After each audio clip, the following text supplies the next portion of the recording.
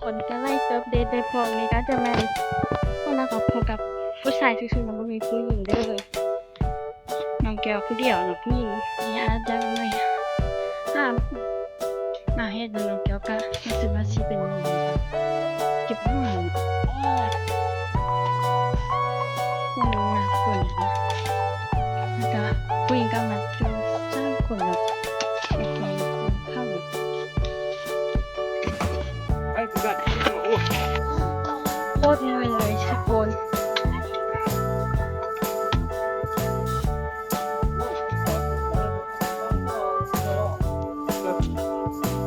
ย่างแม่งก่อน 살짝 나의 제 바꾸게 되는 일이에요.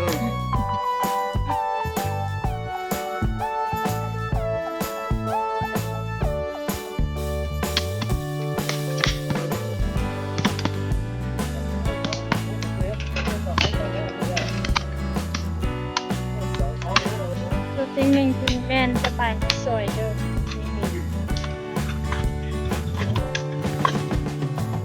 เขาไปเที่ยวเนี่ยเข้าไปสบายกินเขาคือ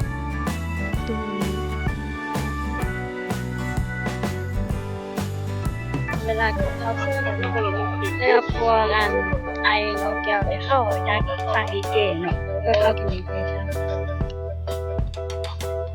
อันนี้ก็ปลาตกไก่อันนี้ก็แม่งเป็นแข่งขัน 예, 예, 예, 뻥아. ทุกคนเม่นให้ข้าวโพดของน้องอาลี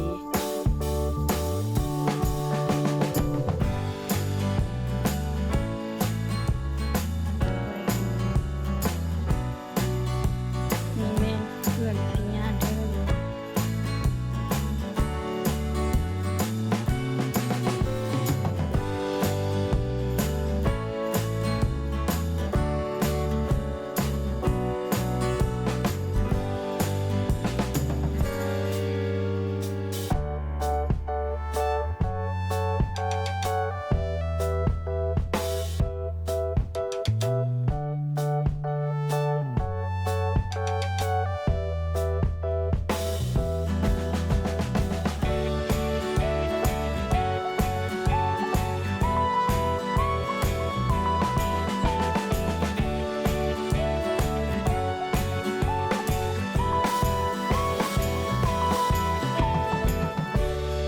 สบายดีทุกคนคลิปนี้มาพบกับน้องเกียวอีกแล้วนะวันนี้น้องเกียวก็ได้ผู้ใดบางเฮียนน้องเกียวได้ข้าวเฮียนไปช่วยข้าวแปลงหันไปให้เนาะแต่ว่าที่แขนนี่มันเป็นห้องน้ำครอบครัวแต่ว่าพอน้องเกียวบ่อยู่แล้วน้องเกียวก็ต้องไปแข่งที่ของพ่อว่าอายุน้องเกียวฮะก็ได้18 ปีแล้วเขาก็ว่าไปได้แล้ว18 ปีหั้นนะแต่ก็เขาก็ได้จำเป็นต้องไปปีกายนี้น้องเกียวบ่ได้ไปเพราะอายุน้องเกียวยังบ่ฮอดแล้วพ่อก็อายุเด็กพ่อไปแต่ปีนี้อายุน้องเกียวก็ขึ้นแล้ว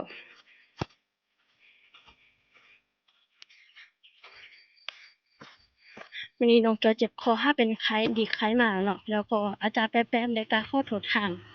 คนดูได้เด้อ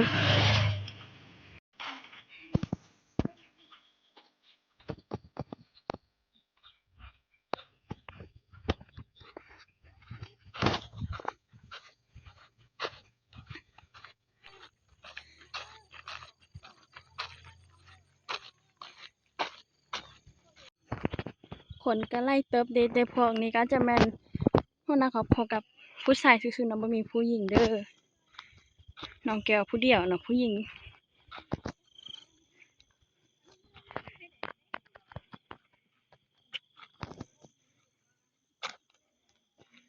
คลิปนี้ก็แม่นคลิปที่2ของน้องแก้วถ่ายน้องแก้วอาจจะบ่ได้เป็นมือกลองที่ดีเนาะเพราะว่าน้องแก้วก็บ่เคยถ่ายจักเทื่อเนาะแล้วก็อาจจะบ่งามปานใดแต่ว่าโทรศัพท์สั่งสั้นๆได้แม่นรุ่นธรรมดาบ่แม่นรุ่นที่ว่าของแท้นั่นเนาะอาจจะรุ่นธรรมดาแล้วอาจจะบ่เห็นบ่งามปานใดเนาะอันนี้ก็แม่นให้ข้าวที่ว่าข้าวเกี่ยวหมดแล้วเด้อพอตอนที่ว่าข้าวเกี่ยวหันน้องแก้วบ่ได้มาเนาะน้องแก้วก็ อยู่เฮือนน้องแก้วบ่ได้มาเพราะว่าขนาดเนี้ยก็ปู่ของน้องแก้วยังเจ็บเป็นไข้อยู่แล้วนอนห้องหมอน้องแก้วยังไปเฝ้าแล้วข้าวเกี่ยวน้องแก้วบ่ได้มาถ่ายทุกคนเบิ่ง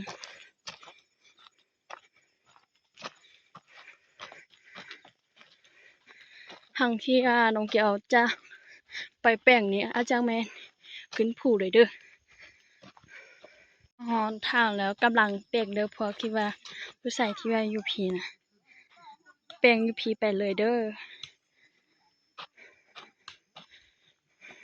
ผู้ชายอาจจะมีแรงกว่าผู้หญิงเนาะเดี๋ยวเฮาห้ากลับไปผู้หญิง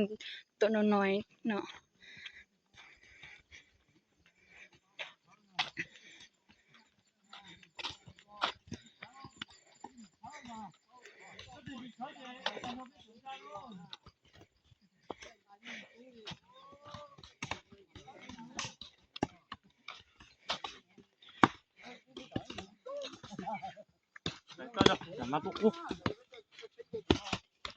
ประมาณพอกำลังมานี้ก็แม่นไอของน้องแก้วเด้อนี่นะพอเราก็บ่มาแต่ว่าเรามาแทนที่พ่อเนาะ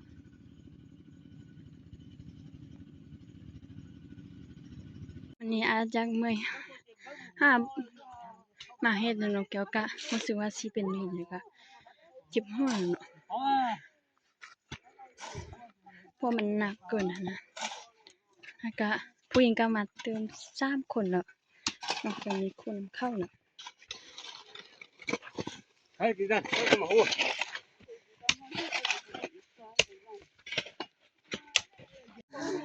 โคตรเมื่อยเลยทุกคน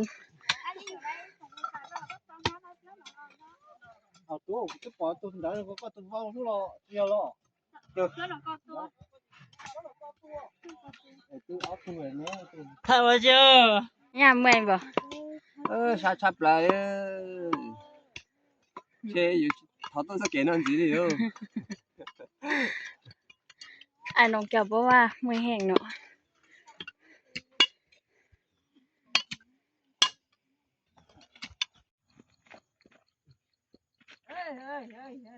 ตัวเดียวมีซ้ำเสาเนาะ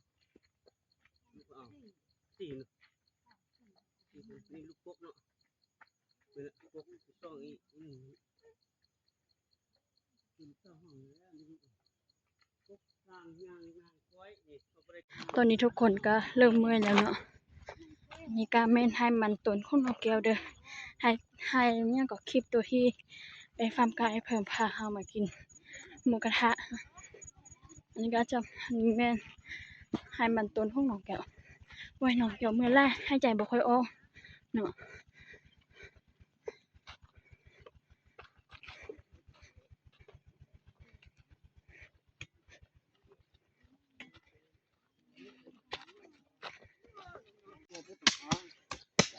thôi nhưng mà sao thôi tao muốn hết tao muốn cà phê trên tao thấy tao hết cái giờ cũng một chợ thấy nhá là được hết rồi thấy nhá tôi nó ăn nhá cho nhá quỳ đứa tua quỳ nhá nó phá hết rồi lấy trước thêm tôi bố chê tua đi รถซิ่งแม่นจะไปห้อยซอยเด้อรถซิ่งนี่นะ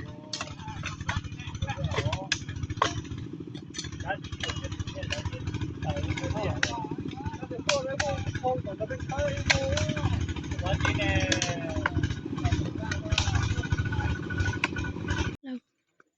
พอไปก่อนเนี่ยเขาก็สิไปกินข้าวอยู่ถึงตูนี่เนาะน้องแก้วก็บ่ฮู้ว่าน้องแก้วสิไปกินอยู่ซักคนน้องแก้วผู้เดียวเอาเวลากินข้าวสวยเดี๋ยวนี้แต่ว่าพวกไอ้น้องแก้วเนี่ยเขาอยากฟังดีเจเนาะเพื่อเขากินดีเจซ้ำกันมีหมูปลากับต้มไก่กับ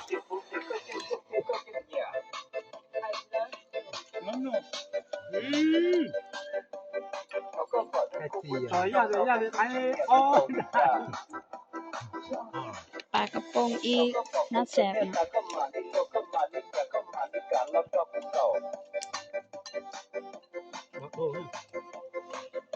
Ơi, tụi ấy, nó đừng có thế tốn đâu. rồi bây giờ mình chưa cho thôn ra tà này Nó một chỉ có thế đấy, tụi đấy. กินข้าวมื้อแล้วก็เฮ็ดเวียกต่อ แต่เราผู้ยังเห็นอยู่น้องเด้ มากินข้าวกันนะ อืม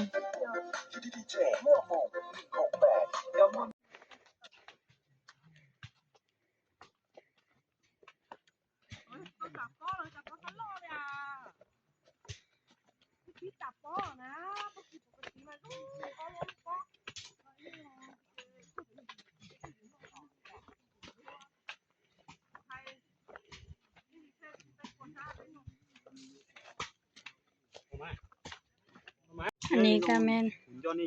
แปลงค่อนข้างแล้ว Ye je tu ko ma ni bon to tan ko bu ya tia ko bu ya ni na yo na tan yo ka ma ho ya pre choi ni tong คนก็ไล่เติบอยู่ kan da bon đó ra à đúng không có cho chị một sao xít thải chị mua luôn tao xít thải khô nhà tay nhau nhà tay bưng cái này ta ta với ai người ta ทุกคนกำลังเรื่องงานของตัวเอง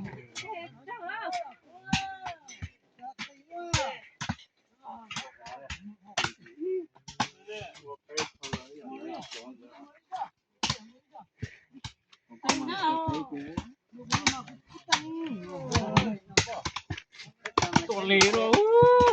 จีนี่กันว่าสันน่ะกำไรเว้ยว้า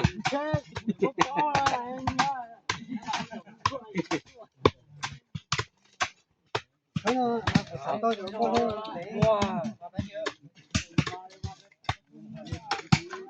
ฮ้ยอ่ะ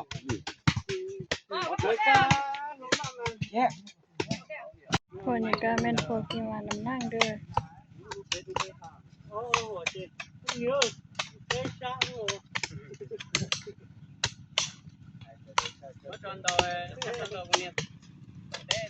ลูกเสียงมาน้ำล่างเข้าเนาะ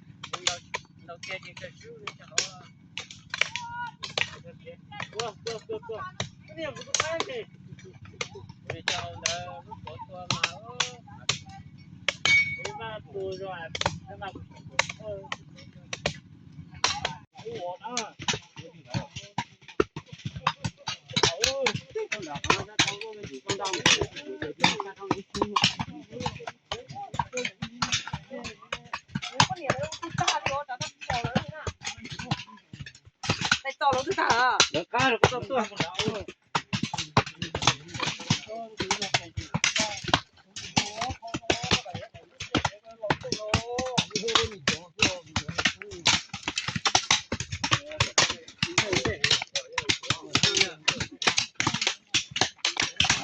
เจอทุกคนนี่แม่นให้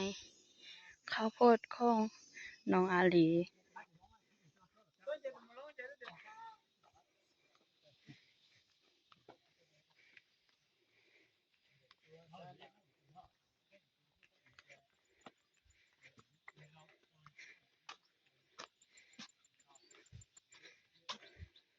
วันนี้บรรยากาศดี ขึ้นมาหอมผู้ที่อากาศจะบ่ค่อยร้อนปานใดเนาะรู้สึกว่าเย็นขึ้นแล้วบรรยากาศโคตรดีเลยนะเสียงของน้องแก้วคือเป็นแนวนี้เนาะ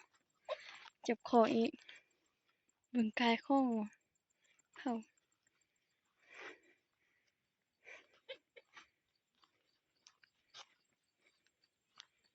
ก็แม่นก็ฮอดเวลาที่สิกินข้าวสวยแล้วเนาะอย่างประจำคนที่เขาก็กินข้าวหยังแต่คนที่บ่ได้กินเนาะอันนี้แม่นเมืองสิญาเด้อนี่นะ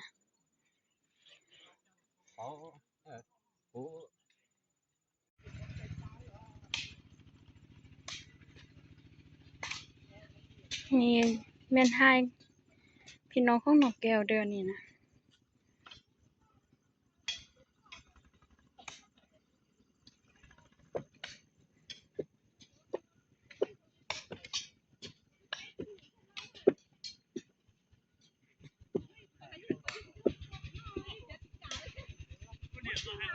อันนี้จะแม่นบ้านเด้อนี่นะแม่นบ้านห้อยแกง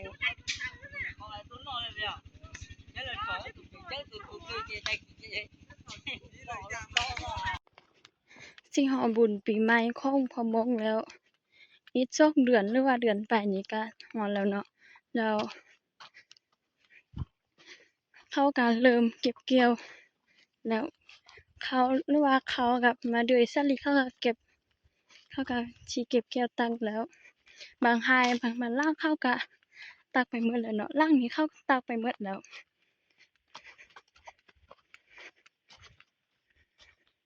กินข้าวหมดแล้วก็เริ่มไปสอบอนที่ว่าที่รถนั้นไปบ่ได้เนาะมักไปค่ายสิไปเฮ็ดเวียกต่อ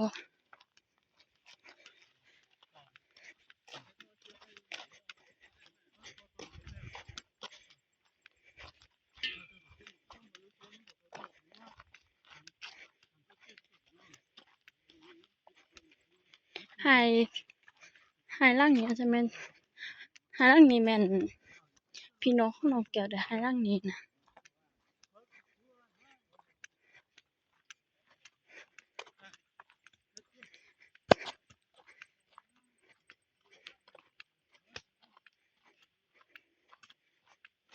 เวียกมื้อนี้ก็สำเร็จไปด้วยดีเนาะ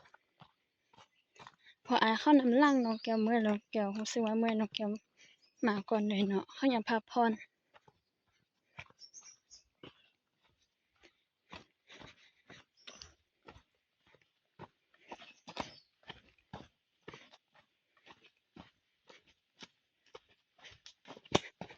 คลิปนี้ก็จะไว้เพียงเท่านี้เนาะพบกันคลิปหน้าเด้อหากว่าผู้ใดที่ว่าอยากเบิ่งน้องแก้วถ่ายคลิปแล้วคอมเมนต์บอกได้เด้อน้องแก้วสิถ่ายให้เบิ่ง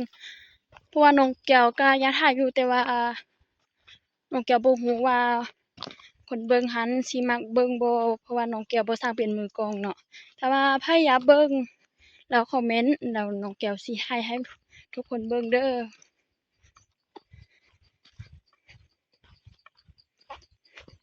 บ๊ายบายพบกันคลิปหน้า